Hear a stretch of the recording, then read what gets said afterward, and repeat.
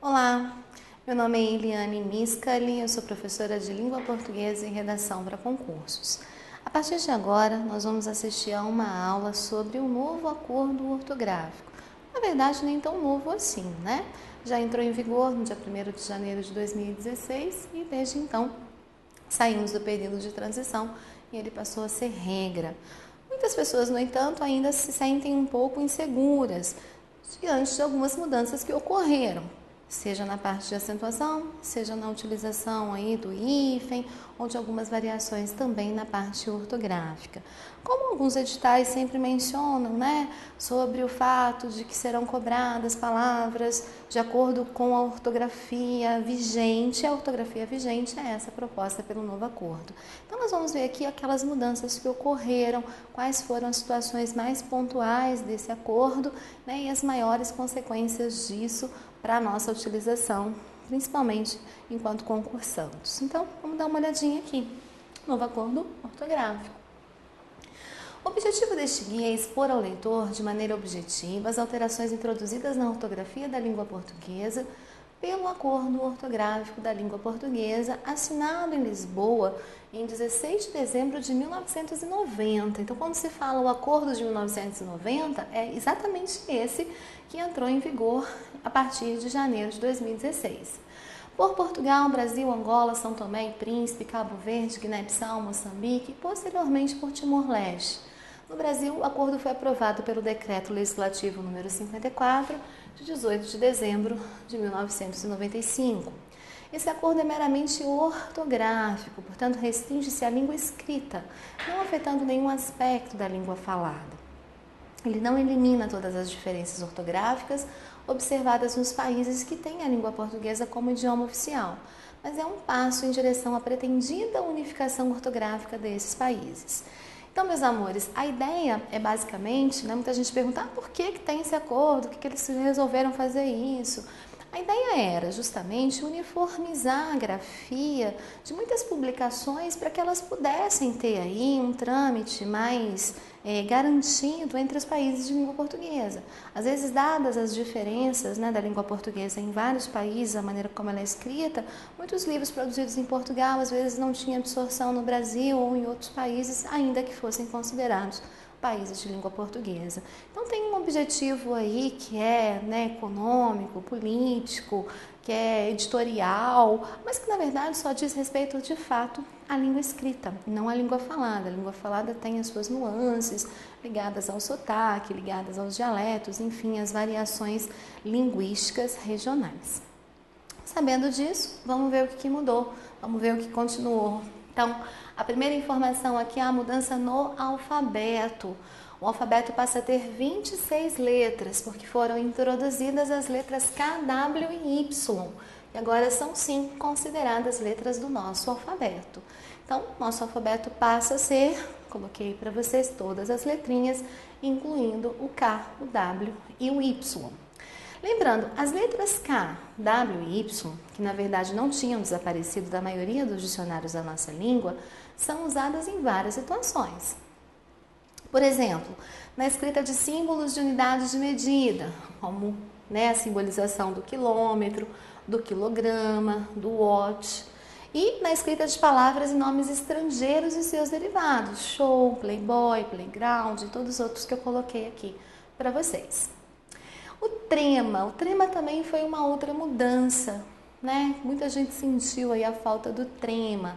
O trema ele era utilizado para mostrar que o U e o U tinha som antes do E e do I.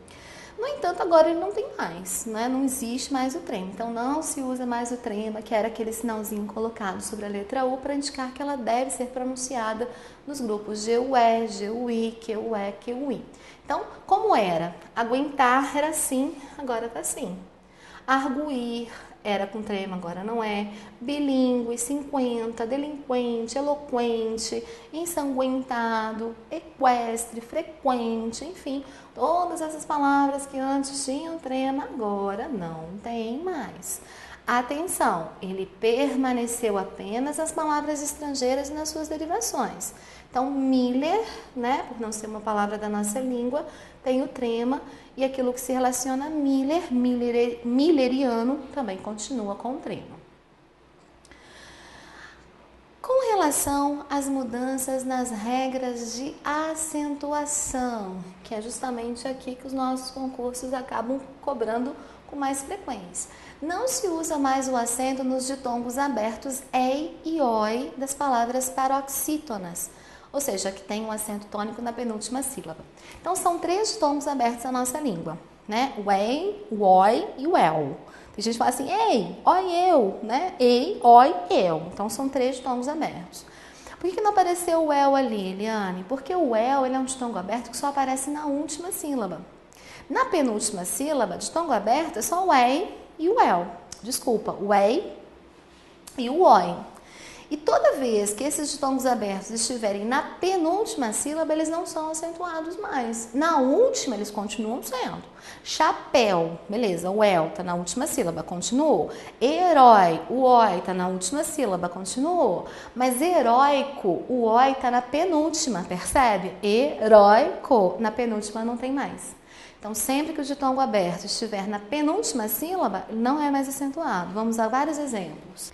Então, vamos lá. Mudança nas regras de acentuação. É justamente aqui, né, quando falam das regrinhas de acentuação, que existe uma probabilidade maior de sua banca, seu concurso pedir. Então, não se usa mais o acento dos ditongos abertos, ei e oi, das palavras paroxítonas, palavras que têm acento tônico. Meus amores, na nossa língua há 3 ditongos abertos, o ei, o oi e o el. Por que não falou do el ali, Eliane? Porque o el só aparece na última sílaba. E na última sílaba ninguém perdeu acento. Eles só perderam acento na penúltima. Então, por exemplo, herói. Oi é ditongo aberto, está na última, não perdeu. Heróico, ditongo aberto está na penúltima, perdeu. Ditongo aberto só perdeu acento na penúltima sílaba. Deixa eu te mostrar um exemplo. Como era? Co-rei-a. Antigamente era um ditongo aberto, ó. Continua sendo. Estava na penúltima sílaba. Antigamente tinha acento. Agora não tem mais. De-bi-loi-de. O oi é um ditongo aberto. Está na penúltima sílaba. Antigamente tinha acento. Agora não tem mais. Es-toi-co. O oi é um ditongo aberto. Está na penúltima sílaba. Antigamente tinha acento. Agora não tem mais. Estreia, assim como ideia, Coreia, Assembleia, Galileia, mesma coisa. É um ditongo aberto, tá na penúltima sílaba, tinha acento e agora não tem mais. Bom, atenção, essa regra é válida somente para as palavras paroxítonas, foi o que eu disse para você. Isso só vale quando o seu ditongo aberto estiver na penúltima sílaba. Se estiver na última, continua acentuado. Assim, continuam a ser acentuadas as palavras oxítonas e os monossílabos tônicos terminados em ditongos abertos. Ei, eis, oi, ois. Papéis, ó, ditongo aberto, mas está na última sílaba, continuou. Herói, ditongo aberto, na última sílaba, continuou. Heróis. Dói, que é um monossílabo tônico, mas não é acentuado porque é monossílabo tônico, é acentuado porque é um ditongo aberto. Plural de sol, sóis, mesma coisa. Então, nas palavras paroxítonas, esse ditongo aberto perdeu o acento. Nas oxítonas e nos ditongos, nos monossílabos, ele continua com acento, tranquilo? Outra observação. Nas palavras paroxítonas, não se usa mais o acento no i e no u tônicos, quando vierem depois de um ditongo. Essa é uma regra que acabou ficando restrita a poucas palavras. E eu quero que você perceba aqui, ó. Por exemplo, a palavra baiuca. Baiuca. O bocaiúva. Bocaiúva. Caiuila. Cauila. O que acontecia? A gente tinha aqui um i e um u tônicos, que vinham depois de ditongos, tá vendo? O ai, era um ditongo, o ai um ditongo, o au um ditongo. Então, antigamente, esse i e o tônicos vindos depois de ditongo eram acentuados. Agora eles não são mais. Baiuca, bocaiúva e caiúla não são mais acentuados. São palavras tão extraordinariamente atípicas que eu até coloquei para vocês aqui os significados. Bocaiúva é um certo tipo de palmeira e caiúla é uma pessoa avarenta. Como a gente viveu até hoje sem saber disso, eu não sei, né? Mas enfim. Atenção, se a palavra for oxítona e o i e o u estiverem em posição final ou seguidos de S, o acento permanece. Então, peraí. Sabemos que o i e o u, que antigamente eram tônicos e vinham depois de ditongos, perderam o acento. No entanto, se eles estiverem no final da palavra, eles continuam acentuados. Palavras também extremamente atípicas, né? Piauí. I, au, i. O que a gente tem aqui? Tem um ditongo e o i tá sozinho. Então, é um i sozinho que está posterior a um ditongo. A gente acabou de ver que tinha que ter perdido o acento. Mas como ele é a posição final, ele é a última sílaba da palavra, aí permaneceu. Tuiuiu, mesma coisa. Tui, ui, u. Tem um ditongo aqui, ui, e o u tá sozinho, mas por estar na última sílaba, continuou. Se o i e o u forem precedidos de ditongo crescente, o acento permanece. Então, acontece também em Guaíba e Guaíra, que está rolando aqui. Guaíba. Percebe? Tem um ditongo. O i está sozinho, não está no final da frase. Mas por que permaneceu? Porque é um ditongo crescente. O que é um ditongo crescente? Primeiro veio o som da semivogal, que é o som mais fraquinho, e depois veio o som da vogal. Sempre quando eu tenho um som mais fraco e depois um som mais forte, o meu ditongo vai ser um ditongo crescente. Nos anteriores, nos que perdiam o ditongo, era decrescente. Guaíra. O i está sozinho e tem um ditongo, mas o u é sua semivogal e o a é a sua vogal. Então, partiu de uma semivogal para uma vogal, o ditongo é crescente. Nossa, Eliane, mas é muito detalhe, realmente é muito detalhe. Particularmente, eu nem te aconselho aqui você ficar muito preso a essa regrinha, não. Memoriza essas palavras aí, as que têm acento, as que não têm, e bora lá lembrar do que é mais importante. Então, por exemplo, aquela regra aqui dos ditongos abertos na penúltima sílaba, Coreia, debilóide, histórico, ela é bem importante. Essa aqui não é tão importante, né? Se você lembrar que o u ficou sozinho depois de um ditongo, ele perdeu o acento. Mas esse ditongo é um ditongo decrescente, tá vendo? É sempre primeiro uma vogal, o a é vogal, o a é vogal, o a é vogal. O i e o u, eles são sempre semivogais. Então, você está partindo de um mais forte para um menos forte. O seu ditongo é um ditongo decrescente. Então, nesse caso, perdeu. Quando é que continua? Quando é que não perdeu? Quando o seu i e o u forem as últimas, né, letrinhas da palavra ou quando o seu ditongo for crescente. Mas, a princípio, eu nem te sugiro se preocupar muito com isso daqui. 3. Não se usa mais o acento das palavras terminadas em em ou os. Então, isso aqui, meus amores, tem a ver com aquela regrinha do crer, de, ler, ver. São os verbos crer, dar, ler e ver. No plural, eles sempre dobram e. Então, por exemplo, no singular, ele crê, mas no plural, eles creem. Ou, para que eles, acabei esquecendo, leem, troquei aqui, né? Ou para que eles deem, ou eles veem. Então, esses 4 verbos, bem como os seus derivados, descrer, reler, rever, eles sempre dobram o E. Antigamente, nesse dobrar do E e no dobrar do O, tinha acento. Agora não tem mais. Então, quando eu falo, por exemplo, abençoo, tinha acento, agora não tem mais. Creem, do querer de lever, tinha acento, agora não tem mais. Deem, tinha acento, agora não tem mais. Então, todos os hiatos em e o eram acentuados no primeiro E e no primeiro O. No entanto, agora, para a nova reforma, eles perderam esse acento. Essa é uma regra bem significativa, essa vale a pena você lembrar. Não se usa mais o acento que diferenciava os pares. Para verbo e para preposição. Ela não para de estudar para o concurso. O primeiro era verbo, o segundo era preposição. Ela pela de medo da mãe. Ela caminha pela avenida. Pela e pela tinham sentidos diferentes. Um era do verbo pelar e o outro era a preposição mais artigo. Pelo de cachorro e pelo caminho. Um era substantivo, o outro era preposição. O polo e um polo, né? Um polo era aí.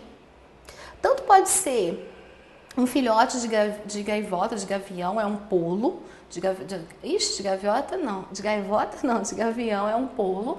E o polo positivo, o polo negativo. Enfim, todas essas palavras que antes tinham um acento para diferenciar, agora não tem mais. Então, quando eu falo assim, ela para o carro, é do verbo parar, tinha acento, agora não tem mais. Ela foi ao Polo Norte, antigamente tinha acento, agora não tem mais. Ela gosta de jogar polo aquático, né? Agora polo, não importa se é o jogo, o que quer que seja, não tem mais. Esse gato tem pelos brancos, esse tem pelos brancos, pelo não tem mais acento.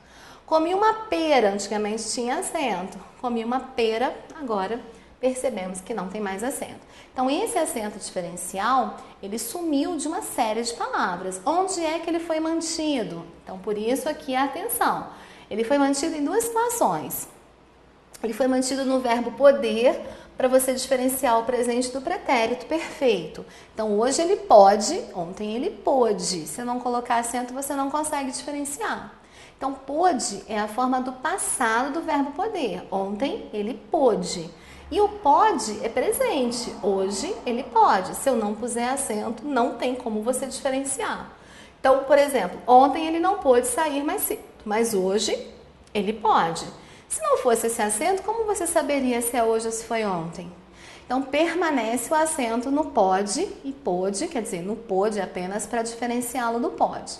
E também permaneceu no por quando o por for verbo, for sinônimo de colocar. Se eu falar, por exemplo, vou pôr o livro na estante que foi feita por mim. Esse por aqui é só uma preposição. Esse não tem acento.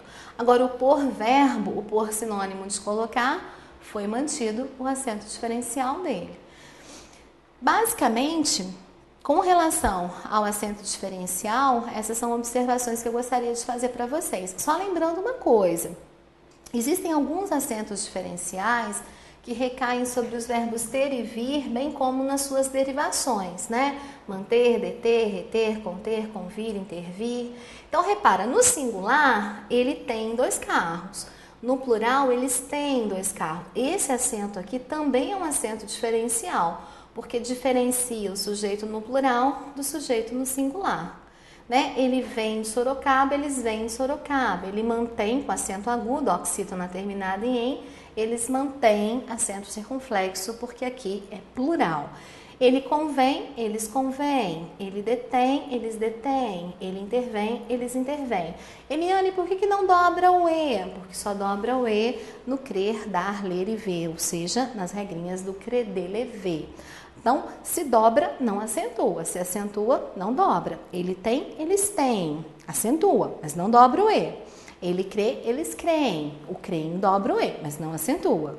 Se acentua, não dobra. Se dobra, não acentua.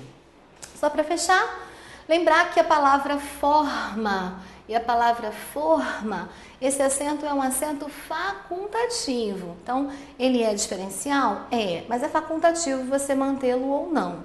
Então, é facultativo o uso do acento circunflexo para diferenciar as palavras forma e forma. Em alguns casos, o uso do acento deixa a frase mais clara. Veja este exemplo. Qual é a forma do bolo? Então, a frase, se você for usar os dois, é melhor você pôr. Mas, lembrando, isso daí é facultativo. Número 5. Não se usa mais o acento agudo no U tônico das formas tu arguis, ele argui, eles arguem, do presente do indicativo, seja dos verbos arguir ou redarguir.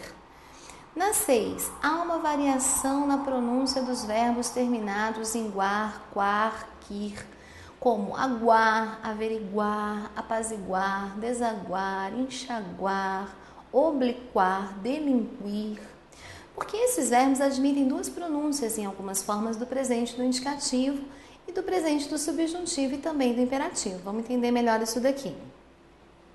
Reparem, se forem pronunciadas com A e o I tônico, essas formas devem ser acentuadas. Então, se você fala, por exemplo, do verbo enxaguar, eu enxago, isso aqui é uma paroxítona terminada em ditongo, tá vendo? Tem acento. Tu enxáguas, ele enxágua, eles enxaguam, para que eu enxague, para que tu enxagues. Então, seja no presente do indicativo ou seja no presente do subjuntivo. No entanto, você também pode pronunciar de uma outra forma. Eu enxaguo, tu enxaguas, ele enxagua, eles enxaguam, para que eu enxague, para que tu enxagues, para que eles enxaguem. Se você pronunciar assim, com a sílaba tônica recaindo no U, aí ele não é acentuado. Então, se forem pronunciadas com um tônico, essas formas deixam de ser acentuadas. Então, depende da forma como você pronuncia. Se você fala, eu me delinco, tu te delinques, ele se delinquem, para que ele se delinqua, aí beleza, tem acento. Mas se eu falo delincu, delinquis, delincui, aí não tem. Né? Então, lembrando, no Brasil a pronúncia mais corrente é a primeira, aquela em que o A e o I são tônicos. Se o A e o I são tônicos, mantém-se o acento. Mas lembrando, as duas pronúncias são pronúncias corretas. Bom, meus amores, vou falar um pouquinho do uso do hífen. O uso do hífen é, talvez, entre todos os pontos da Nova Reforma, aquele que se tornou mais contraditório. Então, os próprios autores da Nova Reforma, muitas vezes, não conseguem justificar por quais razões uma palavra perdeu o hífen, por quais razões na outra se manteve o hífen. Eu sempre aconselho que você baixe o aplicativo do VOLP no seu celular, o Vocabulário Ortográfico da Língua Portuguesa, do site da Academia Brasileira de Letras, ou se de repente você não quiser baixar o aplicativo, que você consulte, né? Seja o livro impresso ou o site da Academia com acesso ao VOLP, para você se certificar se tem ou se não tem o hífen, porque são tantas as variações e tantas as exceções que é sempre melhor consultar. Agora, a gente vai ver aqui algumas regrinhas que são regras, né, que, enfim, estão descritas aí no nosso acordo. Umas são mais convencionais, são mais fáceis de nós nos lembrarmos delas, outras bem complexas. Então, vejamos. Usa-se o hífen nas palavras compostas que não apresentam elementos de ligação. Exemplo, guarda-chuva. Tá vendo? Não tem preposição, não tem nada, não tem conjunção. O guarda está ligado à chuva. Arco-íris, boa-fé. Segunda-feira, mesa redonda. Vagalume, João Ninguém. Porta-malas, porta-bandeira, pão duro, bate-boca. Então, não há, por exemplo, elementos que promovem, né? Basicamente são as preposições, não há preposição. Mas tem exceção? Tem exceção. Não se usa hífen, por exemplo, em certas palavras que acabaram perdendo essa noção de composição. Então, girassol. Você não pensa mais no girassol como uma flor que gira ao redor do sol. Você pensa no girassol como se fosse só um tipo de flor. Então, como perdeu um pouco essa junção, a gente acaba usando sem hífen. Madressilva. Manda-chuva às vezes cai em prova, porque dá muita vontade de pôr o hífen, tá vendo? Pontapé, paraquedas também já apareceu em muitos concursos, não tem hífen. Do mesmo jeito, paraquedista e paraquedismo não tem hífen, né? Então, pensa sempre assim no paraquedas caindo junto com o paraquedista, lembrar que eles são juntos, não tem o hífen. Agora, se houver um elemento, né, nessa composição, repara, tópico 2. Usa-se o hífen em compostos que têm palavras iguais ou quase iguais, sem elementos de ligação. Então, nós ainda estamos aqui no domínio da ausência das preposições. Não tem preposição, mas são palavras muito iguais ou repetidas. Aí você coloca o hífen. Reco-reco, blá blá blá, zum zum, tico-tico, tic-tac, cri-cri, glu-glu, rom-rom, ping-pong, zigue-zague, esconde-esconde, pega-pega, corre-corre. Palavras muito parecidas ou idênticas, você mantém o hífen. No tópico 3, não se usa o hífen em compostos que apresentam elementos de ligação. Aqui sim nós estamos falando agora de estruturas ligadas principalmente ao uso das preposições. Se não for uma preposição, pode ser um pronome, pode ser uma conjunção, mas tem que ser ali um termo que liga as demais palavras. Então, por exemplo, pé de moleque, apareceu a preposição, tá vendo? Não tem mais. Pé de vento, também não tem mais hífen. Pai de todos. Dia a dia é muito comum, inclusive em redação, não tem mais o hífen. Fim de semana, não tem hífen. Cor de vinho, não tem hífen. Ponto e vírgula, não tem hífen. Camisa de força, cara de pau, olho de sogra. Então, ou elas têm conjunções, como o e. Aqui tem preposição, o de. Deixa eu ver. Geralmente a predominância de preposições mesmo, mas às vezes pode surgir uma outra estrutura. Inclui nesses casos os compostos de base oracional. Base oracional é porque esse elemento de ligação geralmente vai ser um verbo. Então, Maria vai com as outras, ó. Tem um verbo e tem uma preposição. Leva e traz, conjunção. Diz que diz, tem uma conjunção. Deus me livre, tem um pronome. Mas todas essas estruturas têm verbo, ó. Diz, traz, livre, vai. Deus nos acuda, tem o acuda. O elemento de ligação aqui é o nos. Cor de burro quando foge, tem o foge, que é verbo. Quando conjunção. Bicho de 7 cabeças, aqui não é propriamente oracional, né? Tem a estrutura aqui de conexão, a preposição, faz de conta. Tem aqui o verbo fazer. Então, nessas estruturas, os elementos de ligação variam, mas, variam um pouco, não são só preposições, e geralmente nessas estruturas tem o verbo para que elas sejam consideradas orações. Esse hífen também se perdeu.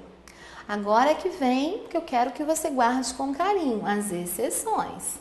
Então, é fácil você pensar assim, tem um elemento de ligação entre a palavra, seja uma preposição, uma conjunção, um verbo, eu não vou pôr hífen nunca mais. Mas nessas palavras foi mantido. Água de colônia tem. Arco da velha tem hífen. Cor de rosa tem hífen. Mas o cor de vinho não tem. Quem explica isso? Ninguém, nem quem fez na regra. Mais que perfeito tem hífen, mas ponto e vírgula não tem. Pé de meia tem hífen, mas pé de moleque não tem. Deus dará, tem um verbo, mas tem o hífen. A queima-roupa tem o hífen. Então, assim, meu conselho, guarde as exceções. Porque se o cara colocar água de colônia, beleza, tem hífen. Mas água de coco, não tem. Água de, perfume, não sei, não sei se existe. Não tem. O água de colônia tem. Água de cheiro, é essa que eu queria lembrar. Água de cheiro não tem. Água de colônia tem. Quem vai entender? Ninguém. Então, memoriza que água de colônia é uma exceção que, por exemplo, tem o hífen. Lembra que pé de meia é uma exceção, tem o hífen. Então, é muito importante você conhecer as exceções, tudo bem? Porque a banca pega justamente nas exceções. Usa-se o hífen nos compostos entre cujos elementos há o emprego de apóstrofo, né? Então, esse sinalzinho aqui, o apóstrofo, gota d'água. Se ele surgir, surge o hífen com ele. Pé d'água, se ele surgir, surge o hífen com ele. Usa-se também o hífen nas palavras compostas derivadas de topônimos, né, que são nomes próprios relacionados a lugares, com ou sem elementos de ligação. Então, presta atenção numa coisa. Belo Horizonte, Belo Horizontinho. Porto Alegre, Porto Alegrense. Mato Grosso do Sul, Mato Grossense do Sul. África do Sul, sul-africano. Todos os nomes que são derivados aqui de lugares, né, que são esses adjetivos pátrios aí associados, não necessariamente à nação, mas às vezes a estados, cidades, eles sempre vão vir com o hífen, sempre.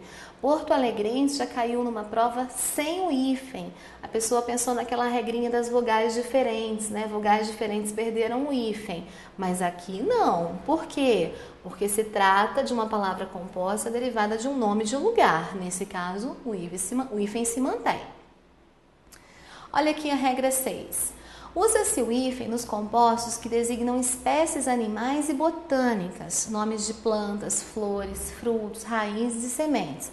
Tenham ou não elementos de ligação. Então, independente de ter ou não ter elementos de ligação, se for espécie animal ou botânica, tem hífen. Bem-te-vi tem hífen, peixe-espada tem hífen, peixe do paraíso tem hífen, mico-leão dourado tem hífen, andorinha da serra, lebre da Patagônia, erva doce, ervilha de cheiro, pimenta do reino, peroba do campo, cravo da Índia, tudo isso tem hífen. Agora vem a observação. Não se usa hífen quando os compostos que designam espécies botânicas e zoológicas são empregados fora do seu sentido original. Como assim, Eliane? Se eu falo assim, ó, bico de papagaio e me refiro a uma espécie de planta ornamental que se chama bico de papagaio, eu coloco o hífen. Mas se eu falar que, por exemplo, nossa, ele tem um problema na coluna, ele sofre com bico de papagaio. Se for essa deformação ligada às vértebras da coluna, aí não tem. Olho de boi, se eu estiver me referindo a uma espécie de peixe chamada olho de boi, tem o hífen, é uma espécie animal. Mas se eu falar, por exemplo, olho de boi como uma espécie de selo postal, aí já não tem. Olha que loucura, vai entender essa regra. Então, basicamente, é sobre isso que eu quero que você preste atenção no tópico 6, que seria a principal pegadinha aí. Espécies botânicas ou animais têm hífens, mas se usadas fora do seu contexto, aí perdem o hífen. As observações a seguir referem-se ao uso do hífen em palavras formadas por prefixos, ante, super, ultra, sub, ou por elementos que podem funcionar como prefixos, aero, agro, alto, eletro, geo, hidro, macro, micro, mini, multi, neo e tantos outros. Então vamos a essa regrinha.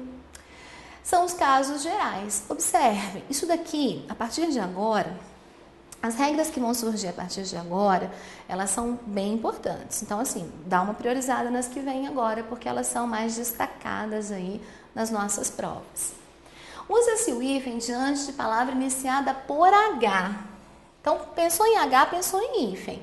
Anti-higiênico, anti-histórico, macro-história, mini-hotel, proto-história, sobre-humano, super-homem, ultra-humano. Se tem o H, você já pensa, tem o hífen. Usa-se o hífen se o prefixo terminar com a mesma letra com que se inicia a outra palavra. Então, olha só. Vogais que são iguais se separaram com hífen. Micro-ondas, tudo que é igual se separou. Anti-inflamatório, se separou. Subbibliotecário, B e B, se separou. Interregional, pensa comigo, tudo que é igual se separou. Em compensação, tudo que é diferente se uniu. Não se usa mais o hífen se o prefixo terminar com uma letra diferente daquela com que se inicia a outra palavra. Olha que loucura! Autoescola terminou com O e começou com E, são letras diferentes, se uniu. Antiaéreo terminou com A, começou com E, são letras diferentes, se uniu. Intermunicipal, uma começou com M e outra terminou com R, também se uniu. Supersônico, super interessante, terminou com R e começou com I, são diferentes, se uniu. Agroindústria, aeroespacial, semicírculo. Então, assim, os diferentes se separaram e os iguais, os iguais se separaram, os diferentes se juntaram. Se o prefixo terminar por vogal e a outra palavra começar com RS, nós vamos juntar e dobrar o R e o S. Por exemplo, mini saia terminou com uma vogal, a outra começou com S, junta e dobra. Mini saia agora com 2 S. Antirracismo terminou com vogal, começou com R, junta e dobra. Antirracismo, 2 R. Ultrassom terminou com vogal e começou com S. Terminou com vogal, começou com S ou com R, você dobra esse S e dobra esse R. Semirreta, autorretrato, antissintomas, tudo isso eu dobro o R, dobro o S. Autorreflexão, com 2 R's, juntou e dobrou. Tem casos particulares? Sim, infelizmente nós temos alguns. Então, o que é importante você saber? Se tem lá a palavra, a outra começar com H, hífen. Se tem lá uma letra, ela foi igualzinha que estiver começando, que é igual, se separou. Se tem lá uma vogal, começou com uma letra, né? Se tem lá uma letra, começou com letra que é diferente, diferente se uniu. Então, isso são 3 regrinhas importantes aí para você saber. Agora, se uma é vogal, a outra é R ou S, juntou e dobrou esse R e dobrou esse S. Essas regras são básicas. Agora, a gente vai ver alguns casos especiais. Com os prefixos sub e sob, usa-se o hífen, também diante de palavras iniciadas por R. Então, sub e sob, você não vai juntar e dobrar o R, não. Você simplesmente vai pôr o hífen, ó, sub-região, sub-reitor, sub-regional, sub-roda. Com os prefixos circum e pan, também se usa o hífen diante de palavra iniciada por M, N e vogal. Então, você fala circunmurado, circunnavegação, pan-americano, né? São palavras que estão separadas. Então, ó, lembrou? Circum e pan. Se a outra começar com vogal, com M ou com N, hífen dela.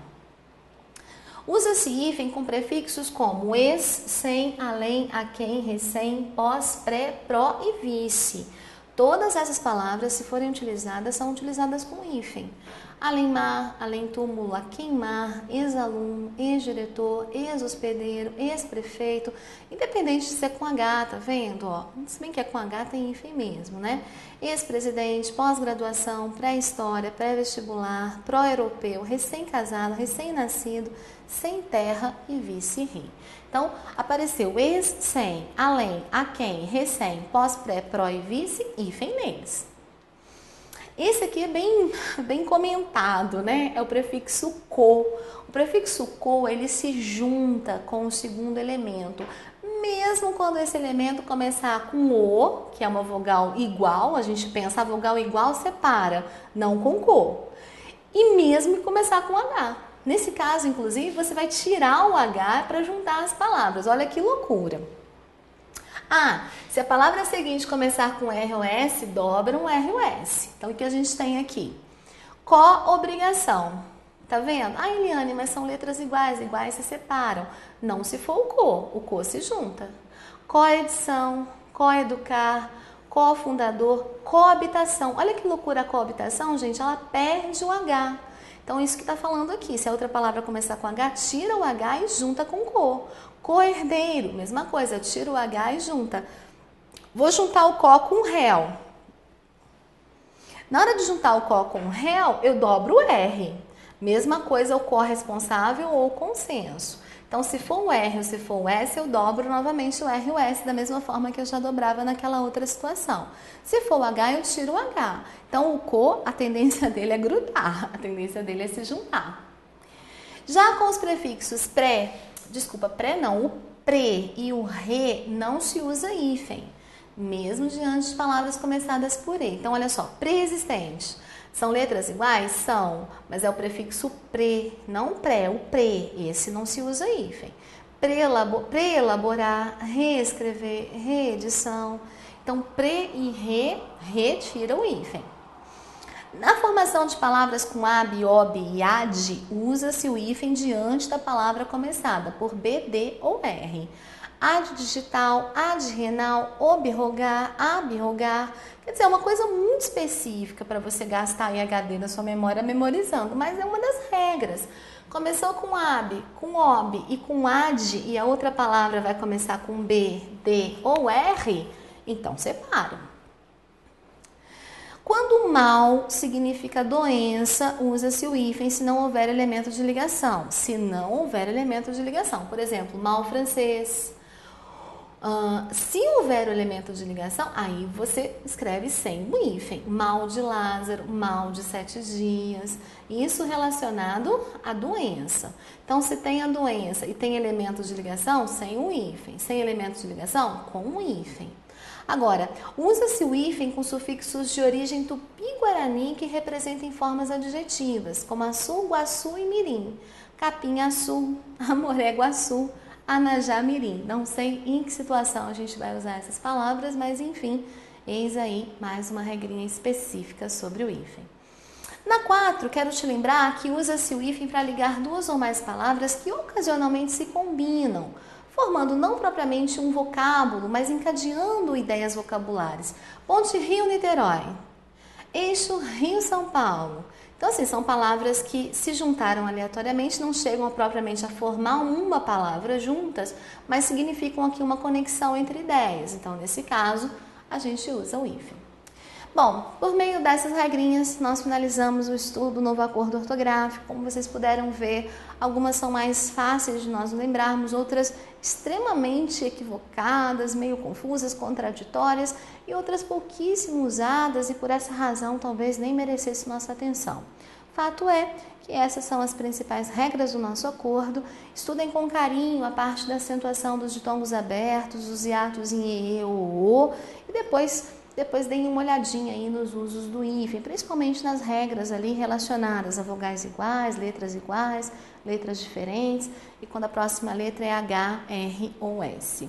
Espero tê-los ajudado a compreender um pouco desse nosso confuso novo acordo ortográfico e desejo a todos bons estudos.